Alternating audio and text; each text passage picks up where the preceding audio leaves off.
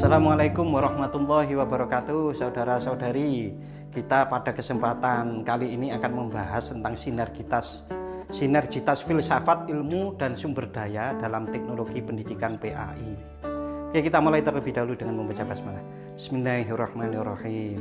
Oke, pada pertemuan-pertemuan sebelumnya sering saya menyebut sinergitas segala sumber daya, sumber dana, bahkan sumber daya teman kalau perlu ya. Apapun sumber daya, sumber dana yang kita miliki dalam teknologi pendidikan itu bisa kita sinergikan untuk membangun teknologi pendidikan. Nah, dalam kesempatan ini khususnya adalah teknologi pendidikan Islam, pendidikan agama Islam. Oke, sebagaimana saudara-saudari kita jelaskan ya, kita diskusikan pada pertemuan-pertemuan sebelumnya, apa sih yang perlu kita sinergikan di dalam teknologi pendidikan itu. Jadi ada yang kita sinergikan itu teori, ilmu perilaku, aplikasi, jaringan, sumber daya. Lah, sumber daya ini ada sumber daya alam, ada sumber daya dana, bahkan sumber daya teman gitu. Umpamanya teman yang biasanya bisa membantu saya untuk mendesain video umpamanya, atau mendesain media pembelajaran. Nah, kalau punya kita manfaatkan. Dalam kata manfaatkan yang positif ya, bukan memanfaatkan teman dengan konotasi yang negatif. Jadi kita mensinergikan teori, ilmu perilaku, aplikasi, jaringan, sumber daya dengan pendekatan sistem. Jadi mensinergikannya tadi dengan pendekatan sistem untuk apa? Untuk melakukan yang pertama desain D tadi, lalu pengembangan, pemanfaatan, penilaian, pengelolaan, dan penelitian. Apa tujuan utamanya? Itu semua, sinergi dari itu semuanya adalah untuk membantu memecahkan masalah-masalah pendidikan dan pembelajaran dalam bidang pendidikan agama Islam. Oke, sebetulnya sangat penting sekali ya, ilmu teknologi pendidikan ini berbasis masalah yang kontekstual. Jadi kalau kita ingin mempraktekkan teknologi pendidikan, yang pertama kita cari adalah masalah bidang pendidikan agama Islam yang ada di sekitar kita. Contoh, ada sebuah penelitian yang menemukan bahwa nilai akidah akhlak di madrasah saat itu madrasah aliyah, saya tidak sebut madrasahnya mana, di madrasah aliyah ditemukan bahwa nilai akidah akhlak itu tidak berkorelasi positif terhadap perilaku. Jadi bisa jadi seseorang itu nilai akidah akhlak kan perilaku nih, nilainya bagus, tetapi tidak berkorelasi terhadap perilaku atau akhlaknya. Jadi nilai di sekolah tidak nyambung dengan perilaku. Bagaimana kita cara menyelesaikan permasalahan ini? Dengan teknologi pendidikan ini. Nah, oleh karena kita bisa menyelesaikannya, diantaranya adalah di dalam satu hadis disebutkan bahwa seseorang itu hadis atau qaul ulama itu saya agak lupa. Jadi ada satu kata-kata atau kata hikmah bahwa orang berzikir ingat kepada Allah dengan orang yang tidak ingat kepada Allah itu adalah bagaikan perbedaan antara orang mati dan hidup.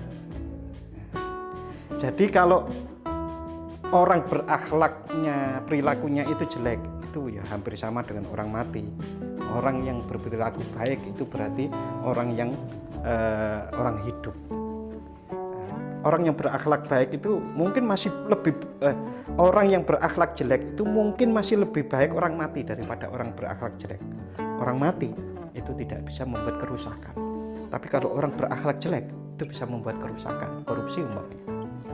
Nah, bagaimana kita mencoba tadi, kita kembali pada permasalahan kita, ada tidak simetris, tidak kesinambungan yang kuat antara nilai dengan perilaku, nilai akidah akhlak dengan perilaku.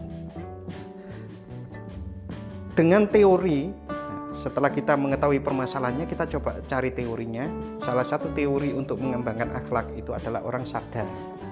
Sadar apa? Sadar akan bahwa dia itu adalah seorang hamba dan ada Allah yang terus mengawasinya. Oleh karenanya seseorang bisa perilakunya baik kalau ingat kepada Allah. Berarti kita perlu memasukkan unsur zikir di dalam pembelajaran.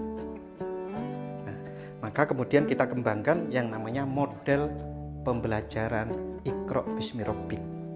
Model pembelajaran Iqra Bismi Rabbik ini adalah bagaimana murid diajari oleh guru untuk selalu menyebut nama Allah.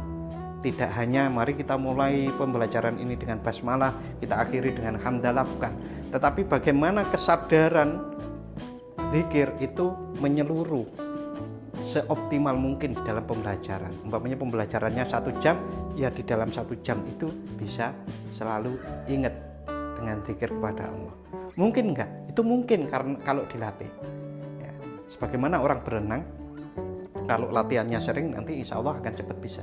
Begitu juga zikir, menyebut nama Allah di dalam hati itu akan bisa dilakukan kalau itu juga sering dilatih. Bagaimana cara melatihnya?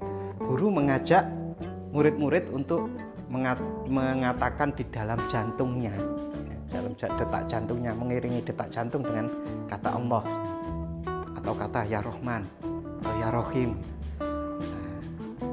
Lalu juga dimotivasi murid-murid untuk mengulang zikir itu di rumah, sehingga nurut zikri atau kesadaran bahwa dia hamba, ada Allah yang selalu mengawasi itu, maka akan bisa tertransformasi saat dia ingin mengambil keputusan mau melakukan berperilaku apa. Nah, dengan begitu berarti model pembelajaran Iqra Bismi Rabbik ini nanti bisa dijadikan mendampingi model-model pembelajaran yang lain. Nah, inilah yang dinamakan ada teori, ada teorinya adalah teori dari hadis tadi itu, pengembangan dari hadis, lalu hadis atau qaul ulama tadi, lalu ada ilmu perilaku, ilmu akhlak, lalu aplikasi, berarti model pembelajaran Iqra Bismi Rabbik ini umpamanya aplikasinya adalah kita membuat desain berupa jantung itu yang kita isi Allah, Allah, Allah, Allah gitu ya, sehingga kalau nanti powerpointnya dikasih GIF itu nama Allah bisa tenggelam, naik lagi, tenggelam, naik lagi. Nah, itu dari aplikasi itu. Lalu kita terapkan di jaringan internet. Nah, dengan begitu sudah jadilah yang namanya sinergi antara teori, ilmu perilaku, aplikasi ini. Nah, lalu kita coba manfaatkan, kita kelola, lalu kemudian kita uji coba gitu ya. Lalu kita nilai berhasil atau tidak. Kita uji coba di sekolah, maunya 3 bulan atau 1 semester di sekolah itu, setiap pembelajaran menggunakan model pembelajaran Iqra Bismi Rabbik itu. Nah, masalah yang tadi ketidak ada selarasan antara prestasi akidah akhlak dengan perilaku mungkin akan bisa terselesaikan dengan ini. Mungkin karena belum diuji coba. Nah, itulah yang namanya mensinergikan sumber daya untuk menyelesaikan permasalahan-permasalahan pendidikan. Nah, baik pendidikan itu sebetulnya pendidikan secara umum atau pendidikan secara khusus pendidikan agama Islam. Oke, ini memang agak rumit sedikit, tapi untuk menyelesaikan masalah yang memang rumit. Tidak semudah menyelesaikan permasalahan yang disebut di Pegadaian itu, menyelesaikan masalah tanpa masalah. Kalau kita ingin menyelesaikan masalah pembelajaran itu karena memang ini adalah sesuatu yang baik, biasanya ya agak rumit, perlu perjuangan. Kita biasanya menyebut jihad itu bersungguh-sungguh. Nah, itu mudah-mudahan ini bermanfaat dan memotivasi kita semuanya untuk terus berjuang. Terima kasih. Wassalamualaikum warahmatullahi wabarakatuh.